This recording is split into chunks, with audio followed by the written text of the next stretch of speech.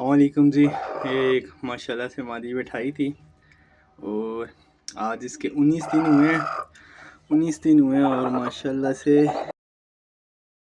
Result जो है आना शुरू हो चुका है। इस दफ़ा जो था मुश्का मेल था, लाकी मादी थी। इस दफ़ा मेल चेंज किया था इसके साथ और माशाल्लाह से 2 चूज़े जो है निकाल चुकी है, बाकी भी इंशाल्लाह निकलेंगे पूरे।